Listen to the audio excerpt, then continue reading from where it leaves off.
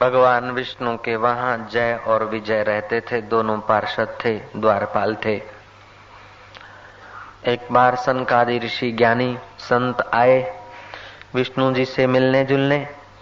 द्वारपालों ने अनादर कर दिया ब्रह्मज्ञानियों का। उन सनकादि ऋषियों ने कहा कि हे अभागे, तुम भगवान विष्णु का तो दर्शन कर रहे हो, उनके द्वारपाल बने हो, लेकिन तुमको अभी समता नहीं आई। तुमने अभी सत्संग पचाया नहीं। तुम विष्णु के पास होते हुए भी राग द्वेष से जल रहे हो, छोटा बड़ा मान रहे हो। आदर अनादर छोटा बड़ा मानने से ही तो होता है।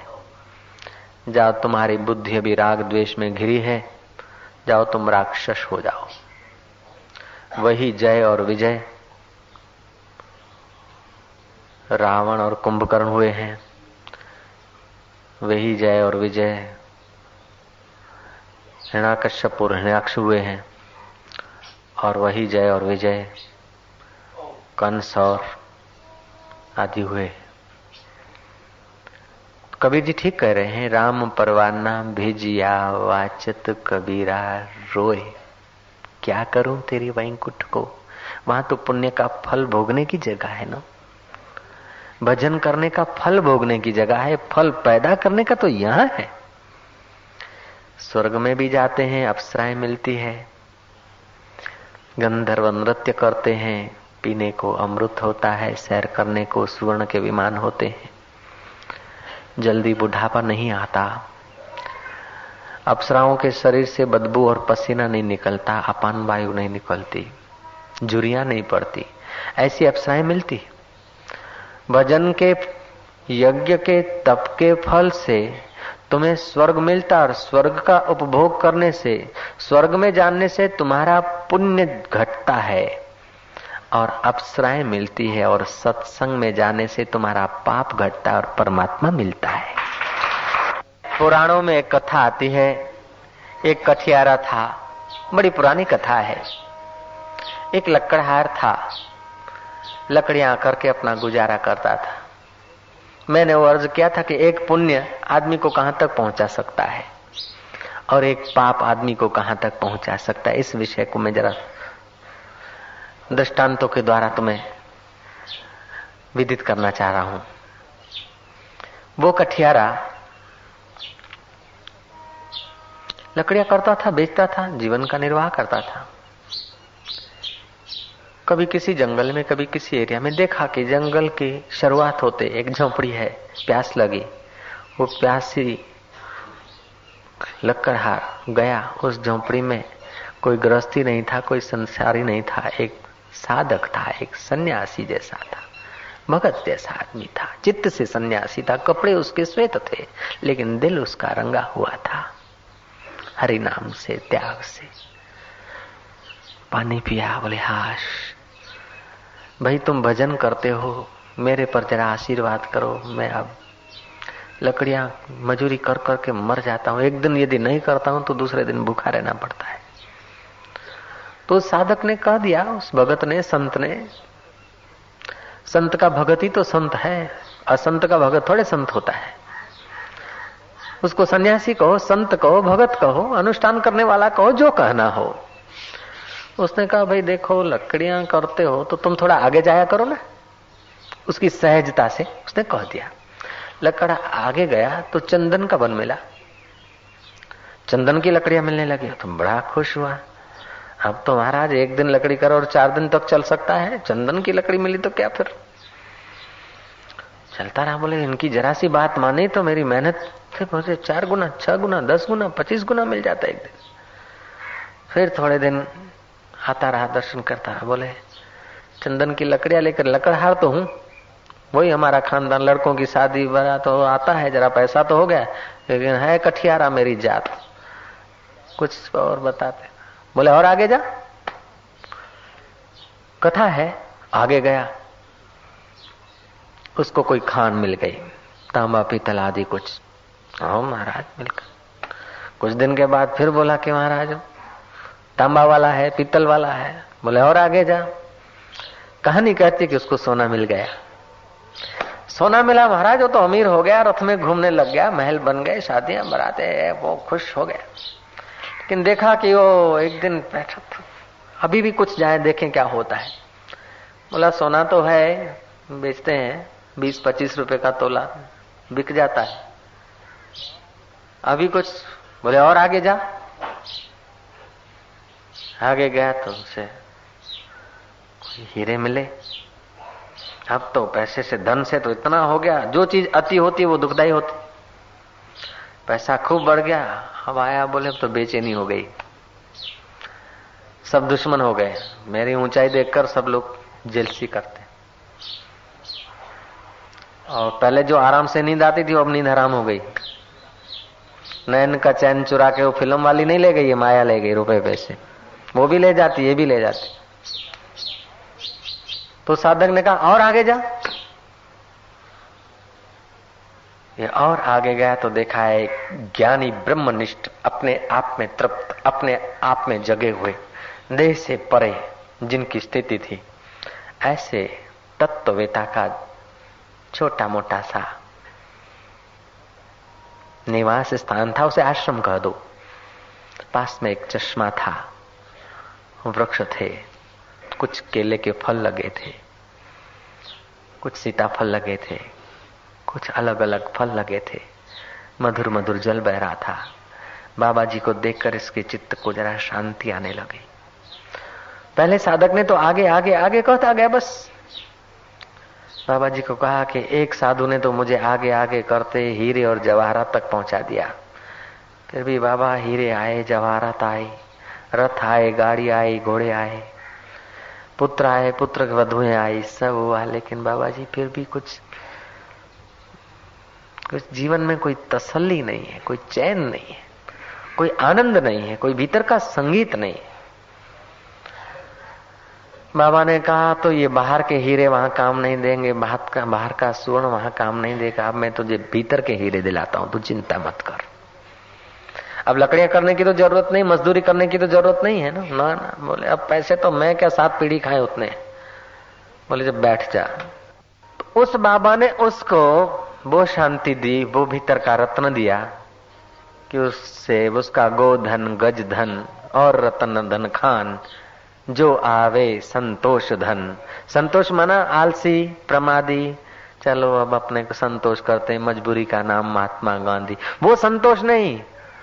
स उपसर्ग है तोष, अपने आप में जो तुषित हो गया, अपने आप में जो संतुष्ट हो गया, अपने आप का जिसको गीत मिल गया है, वो फिर बाहर के गीतों में, अपने आप का जिसको रस मिल गया परमात्मा तत्व का, वो फिर बाहर के रसों में भागता नहीं, उससे ही संतोष होता है।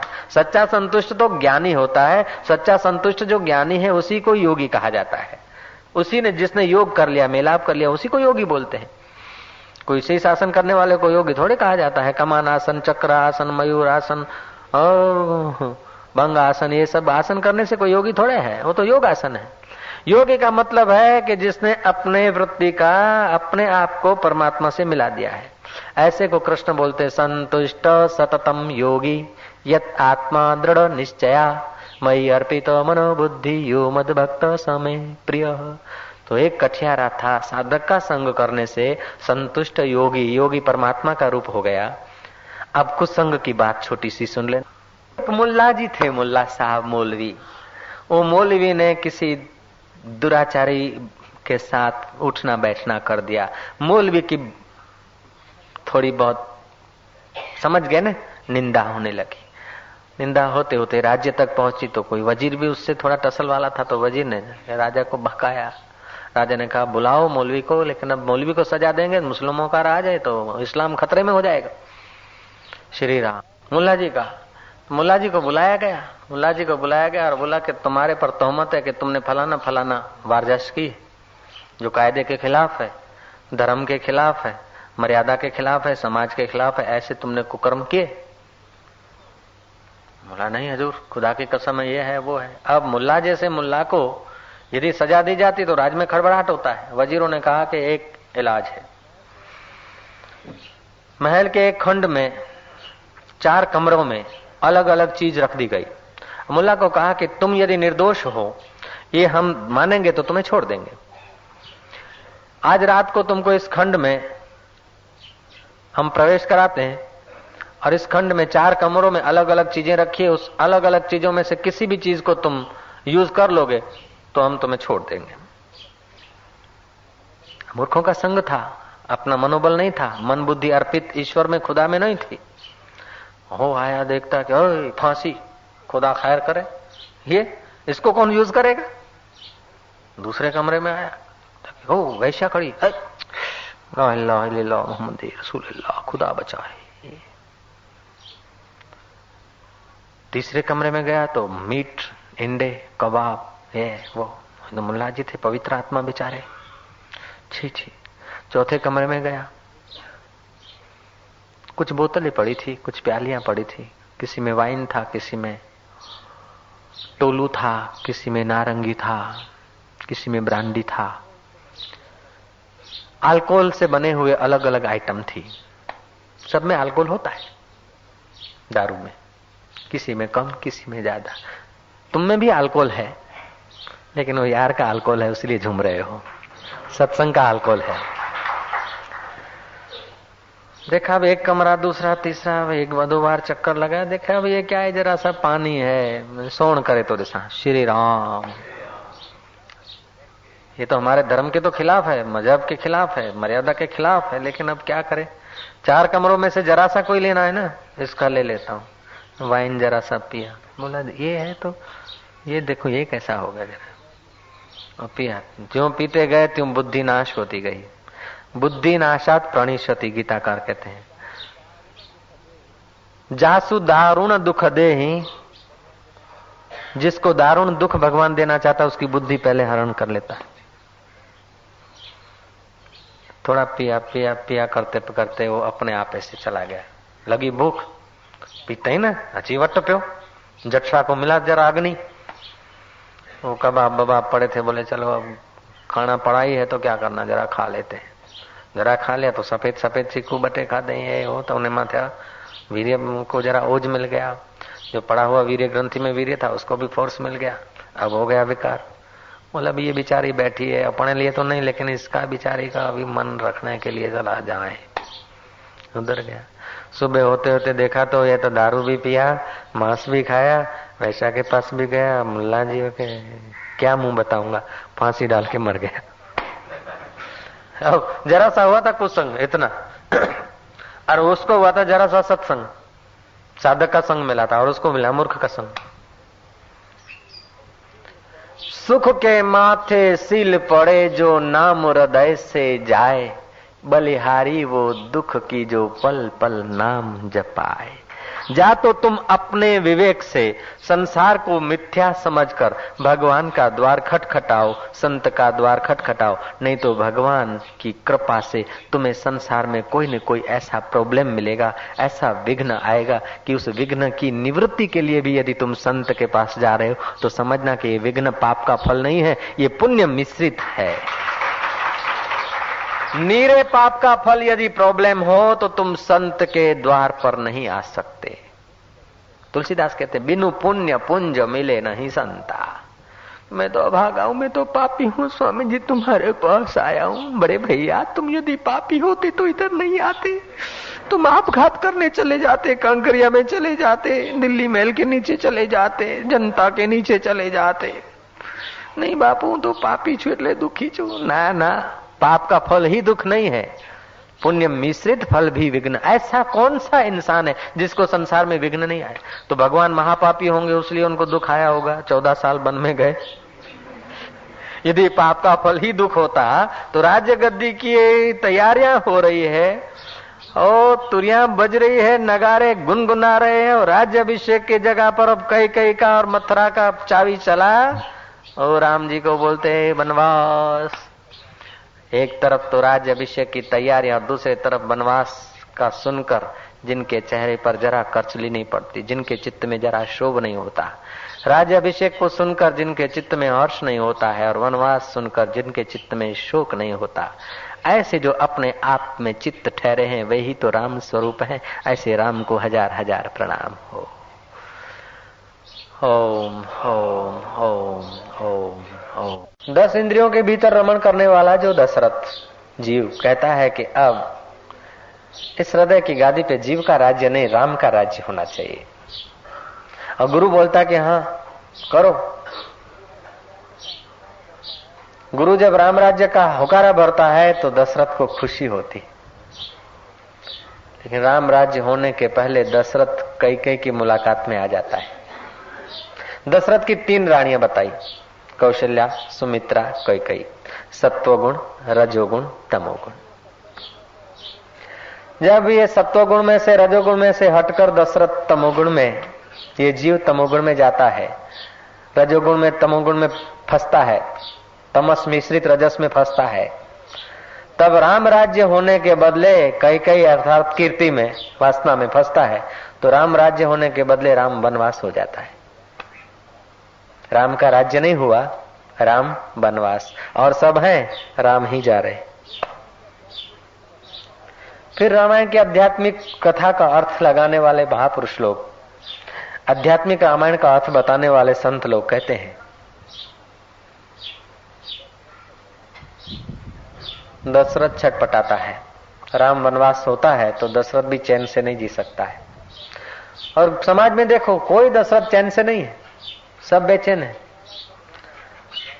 ज्यादा धन वाला, कम धन वाला, ज्यादा पढ़ा, कम पढ़ा, अधिक मित्रों वाला, कम मित्रों वाला, मोटा अथवा पतला, नेता अथवा जनता, देखो सब बेचैन है। क्यों? कि राम वनवास है। कथा का दूसरा पॉइंट ये बता रहा है कि राम जी के साथ सीता जी थी, लक्ष्मण जी थे। राम माना ब्रह्म, सीता माना वृत्ति, राधा माना धारा, श्याम माना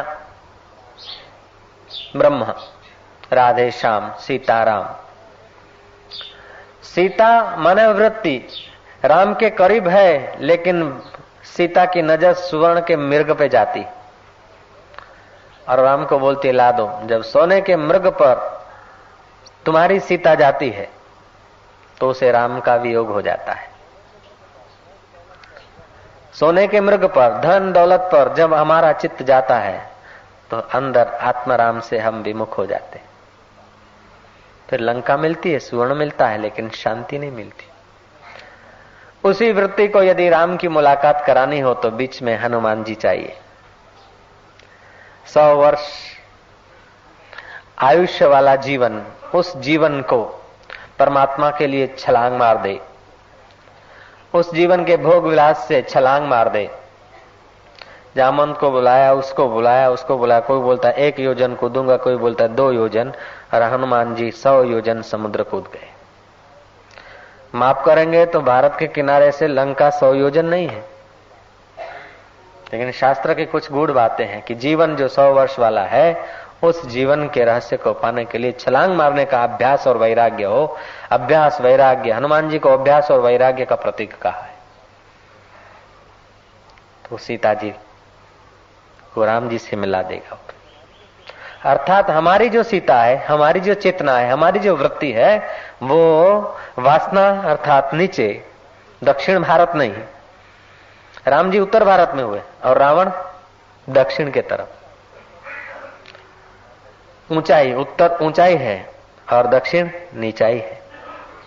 ऐसे ही हमारी वृत्तियां शरीर के नीचे हिस्से में रहती, और जब हम काम से घिर जाते हैं तो हमारी आंख की पुतली नीचे आ जाती। जब हम क्रोध से भर जाते तो हमारी सीता नीचे आ जाती। और सीता जब रावण के करीब होती तो बेचैन होती है, ज्यादा समय रावण के वहां ठहर नहीं सकती। काम के करीब हमारी सीता ज्यादा समय ठहर नहीं सकती। चित्त में काम आ जाता है, बेचैनी आ जाती है, और लेकिन चित्त में राम आ जाता है तो आनंद आनंद हो जाता है।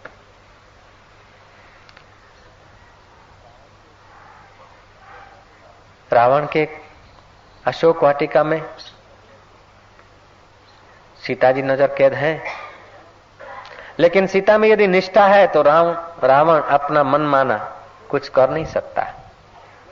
ऐसे ही हमारी वृत्ति में यदि दृढ़ता है, राम के प्रति पूर्ण आदर है, तो काम हमें नचा नहीं सकता। उस दृढ़ता के लिए साधन और भजन है। ये चित्तवृत्ति को दृढ़ बनाने के लिए, सीता के संकल्प को मजबूत बनाने के लिए तप चाहिए, जप चाहिए, स्वाध्याय चाहिए, स्मरण चाहिए।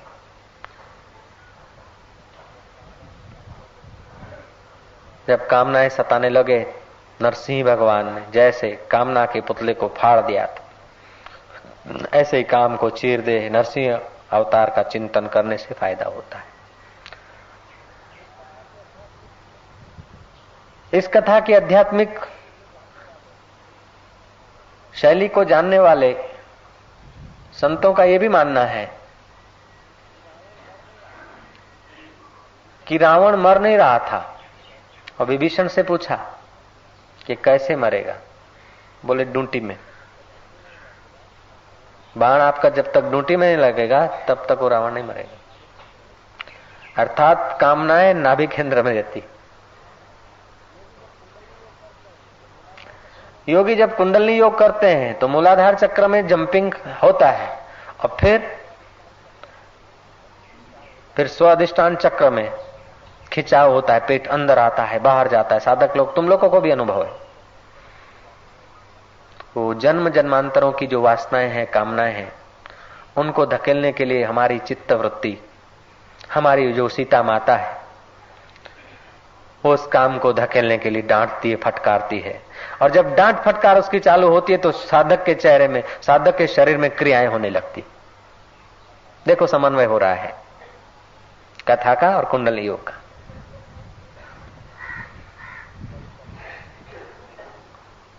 कभी कभी तो रावण का प्रभाव दिखता है और कभी कभी सीता जी का प्रभाव दिखता है। इनके दोनों की लड़ाई चल रही। कभी कभी तो साधक के जीवन में कामनाओं का प्रभाव दिखता है और कभी कभी तो सद्विचारों का प्रभाव दिखता है।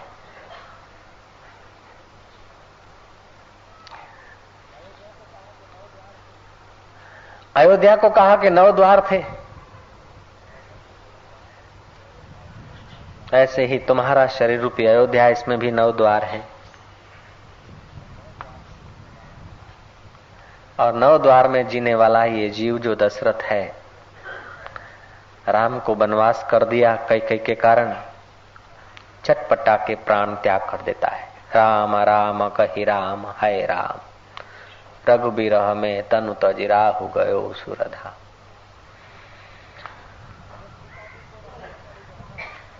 जब सीता जी को राम के करीब लाना है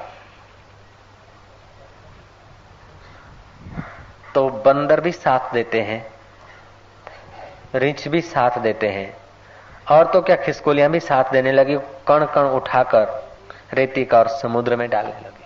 तुम यदि राम जी और सीता की मुलाकात करने के रास्ते लगते हो, तुम्हारी वृत्ति को परमात्मा के तरफ लगाते हो, तो प्रकृति और वातावरण तुम्हें अनुकूलता भी देता है, सहयोग भी देता है। और तुम यदि भोग के तरफ होते हो तो वातावरण तुम्हें नोच भी लेता है। अयोध्या सुनी सानी थी तब तक जब तक राम नहीं आए थे। जब राम आ रहे हैं ऐसी खबर सुनी अयोध्या वासियों ने तो नगर को सजाया है और नगर वासियों ने साफ सफाई की। राम आने को है ना, राम आने को होते हैं तो साफ सफाई पहले हो जाती। ऐसे ही तुम्हारा चित्त रूपी नगर अथवा देह रूपी नगर, जब परमात्मा साक्षात्कार होता है तो कलमश तुम्हारे पहले कट जाते, तुम्हारे पाप, तुम्हारा मल विक्षेप हट जाता है, तुम स्वच्छ पवित्र हो जाते हो। और राम जब नगर में प्रवेश करते हैं वो दिन दिवाली का दिन माना जाता है। तो लौकिक दिवाली व्यापारी पूजते हैं, लेकिन साधक की दिवाली तब है जब हृदय में छुपे हुए राम जो है ना, काम के करीब गए हैं सीता को छुड़ाने के लिए, वह राम जब अपने सिंहासन पर आ जाए, अपने स्वरूप में जागृत हो जाए, उस दिन साधक की दिवाली। बड़ा दिन तो वह है कि बड़े में बड़ा जब परमात्मा तत्व का ज्ञान हो, उससे बड़ा दिन और कोई नहीं। लब पर किसी का नाम लूं तो तेरा नाम आए। ओ हमारे प्यार का मुकाम नश्वर चीज न हो, व्यवहार भले नश्वर में हो, या हुसैन भले कर लें लेकिन उसमें से समय बचाकर। शास्त्र तो यहाँ तक कहता है कि 100 काम छोड़कर भोजन करो, 1000 काम छोड़कर स्नान कर लो, 1,00,000 काम छोड़कर दान कर लो,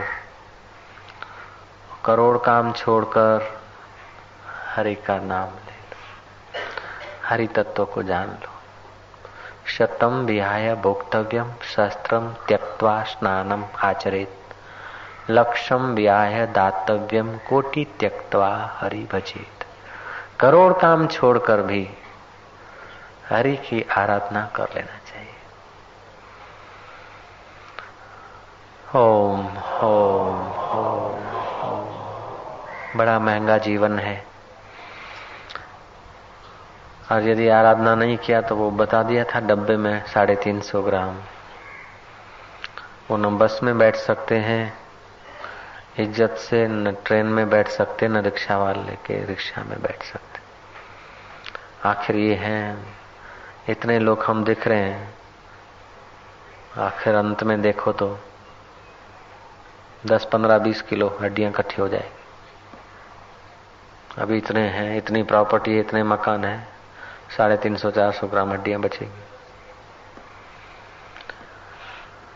ओम ओम। इसीलिए सियाना साधक जो है ना, आंखों की रोशनी खत्म हो उसके पहले, आंखों में धुंधलापन आ जाए उसके पहले बुद्धि में तत्व ज्ञान का तेजस्वीपना भर देता है। आग लगने के बाद कुआं नहीं खोदता है, वो पहले ही कुआं तैयार रखता है, मौत के पहले ही सामान जोड़ लेता है। सांप के मुंह का भोजन कोई खाने की इच्छा नहीं करता, अजगर को तकिया बनाकर आराम करने की इच्छा नहीं की जाती। ऐसे ही विषय और अहंकार को सजाकर कोई सुख लेने की इच्छा करे, ये साधक नहीं कर सकता। वो मेरा बेटा है, वो मेरा फलाना है, वो मेरा यार है, सब सुख के यार हैं, सब सुख के बेटे हैं। तेरा बेटा कोई नहीं है, तेरा यार कोई नहीं। तेरा यार तो एक परमात्मा है जो सदियों से तेरे साथ है। उसके सिवाय किसी को भीतर से, बाहर से तो व्यवहार काल में चलो मान लो कर लो, लेकिन भीतर से यदि किसी का सहारा लिया, किसी यार का, किसी पुत्र और पौत्र का, जो आत्मा को छोड़कर किसी का सहारा लेता है उसको रोना पड़ता है, ठोकर खानी पड़ती। ईश्वर के सिवाय कहीं भी मन लगाया तो अंत में रोना ही पड़ता है।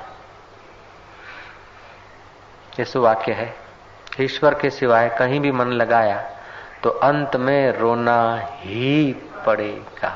खुदा करे कि मोहब्बत में ये मुकाम आए, लब पर किसी का भी नाम लूं तो तेरा ही नाम आए मेरे प्रभु। ओम पूर्णमदः पूर्णमिदं पूर्णात् पूर्णमुदच्यते पूर्णस्य